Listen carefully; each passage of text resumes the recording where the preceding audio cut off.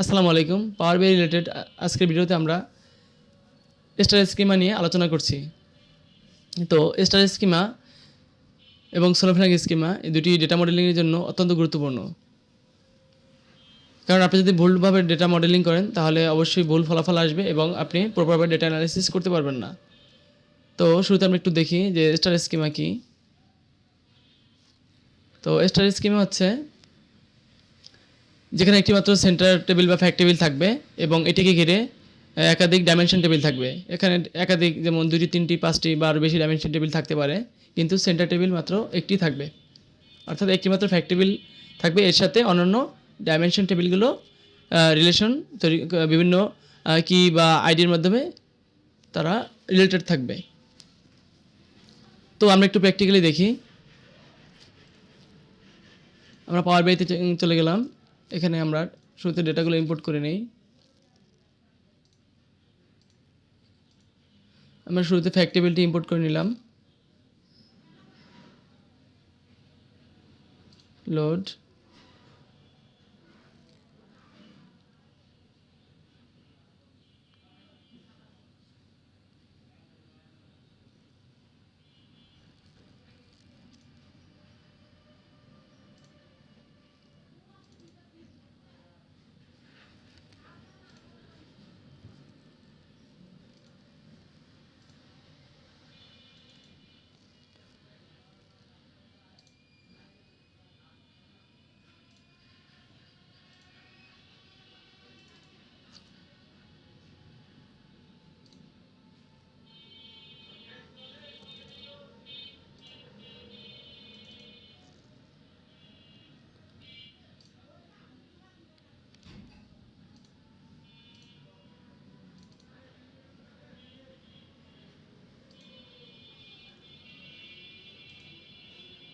দেখুন আমাদের এখানে টোটাল 6টি টেবিল রয়েছে। আমাদের একটি ফ্যাক্ট টেবিল এবং একাধিক এবং আরও 5টি ডাইমেনশন টেবিল রয়েছে। এখানে উল্লেখ্য পাওয়ার BI ডিফল্টভাবে ডেটা মডেলিং তৈরি করে থাকে বা রিলেশনশিপ তৈরি করে থাকে। এটি অনেক সময় সঠিক থাকে, আবার কিছু সময় ভুলভাবে সেই ডেটা মডেলিং করে থাকে। তো এজন্য আপনারা নিজের মতো করে এটিকে যাচাই করে নেবেন এবং ডেটা মডেলিং তৈরি করে নেবেন। তো আমি এগুলো ডিলিট করে দিচ্ছি।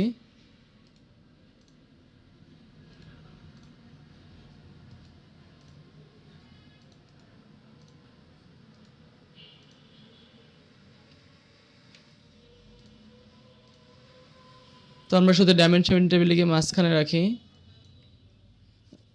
ফ্যাক্ট টেবিলকে আমরা মাঝখানে রাখি এবং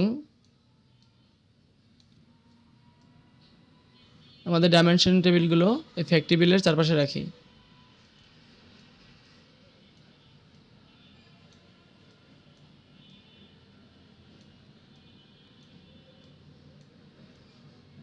জাস্ট একটি তারার মতো আমরা এভাবে রাখলাম।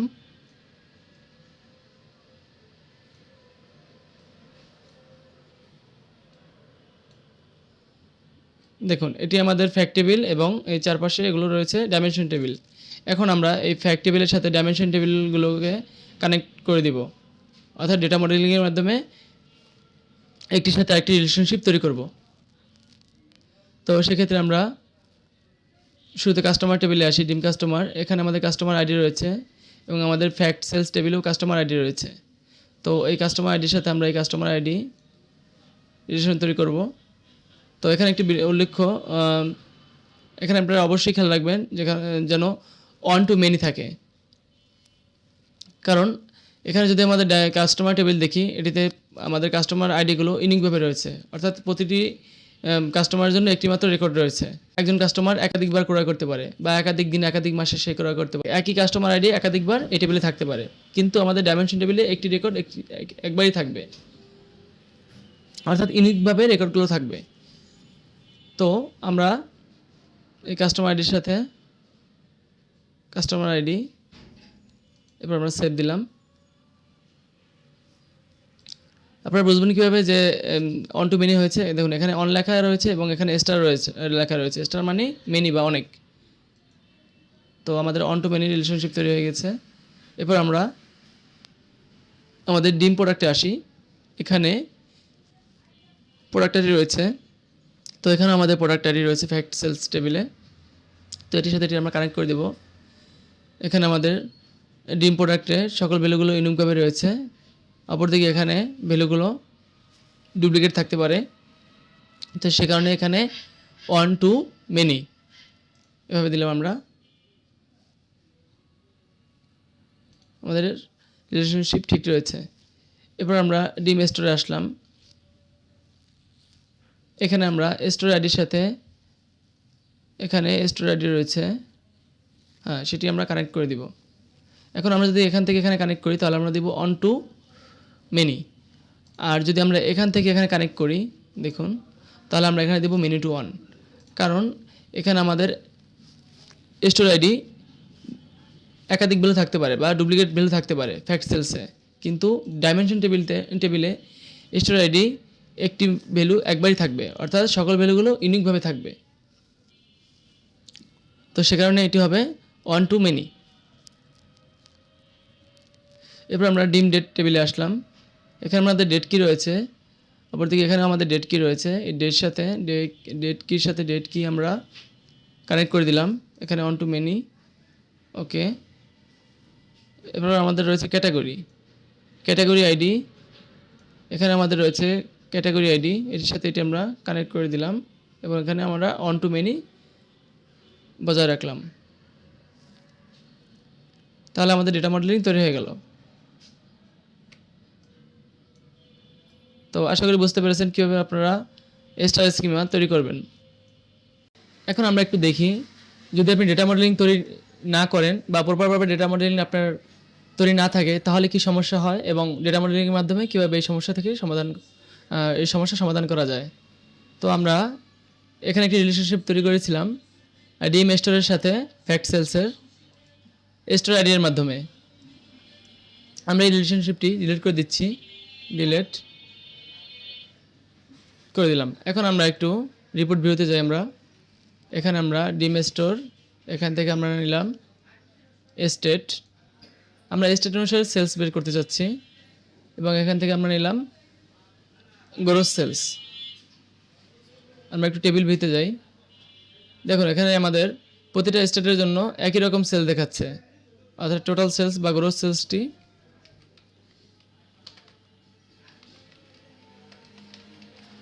গ্রোস সেলস কলামের নাম দিলাম, টোটাল সেলস আমাদের একই দেখাচ্ছে। বাস্তবে প্রতিটি স্টেটের জন্য কিন্তু একই রকম সেল হয়নি। তো এটি কেন দেখাচ্ছে? এটি দেখাচ্ছে কারণ আমাদের ডেটা মডেলিং প্রপারভাবে তৈরি করা হয়নি বা আমরা ডেটা মডেলিং কেটে দিয়েছি, ডিলিট করে দিয়েছি এজন্য। তো আমরা ডেটা মডেলিংয়ে গেলাম। এখন আমরা প্রপারভাবে ডেটা মডেলিং তৈরি করে নিব। তো আমরা এই স্টোর আইডির সাথে এখানে আমাদের ফ্যাক্ট সেলসের যে স্টোর আইডি রয়েছে সেটি কানেক্ট করে দিব। One to many store ID. Okay, cross filter direction আমি সিঙ্গেলে রাখলাম, এটি স্ট্যান্ডার্ড। ওকে, আমাদের ডেটা মডেলিং তৈরি হয়ে গেল। এখন আপনারা এখানে ক্লিক করলে দেখতে পারবেন এখানে স্টোর আইডি শো করছে, এখানে স্টোর আইডি শো করছে। অথবা আপনারা এখানে এসে যদি প্রপার্টিসে ক্লিক করেন তাহলে আপনারা দেখতে পারবেন যে কীভাবে রিলেশনশিপ তৈরি হয়েছে, কোন আইডির সাথে কোন আইডি বা কোন টেবিলের সাথে কোন টেবিল। এখানে ফ্যাক্ট সেলসের সাথে ডিএম স্টোরের সাথে টেবিলের রিলেশনশিপ তৈরি হয়েছে। ওকে, আমরা সেভ দিলাম। এখন আমরা রিপিট ভিউতে যাই। দেখুন আমাদের ডেটা টেবিল ঠিকমতো কাজ করছে, অর্থাৎ প্রতিটি স্টেটের জন্য সে আলাদাভাবে সেলস শো করছে। তাহলে আমরা বুঝতে পারলাম প্রপারভাবে ডেটা মডেলিং করা কতটা গুরুত্বপূর্ণ। আমি চেষ্টা করি প্রতি সপ্তাহে একটি ভিডিও নিয়ে আসার জন্য। তো আপনারা চ্যানেলটি লাইক এবং সাবস্ক্রাইব করে পাশে থাকুন। আসসালামু আলাইকুম।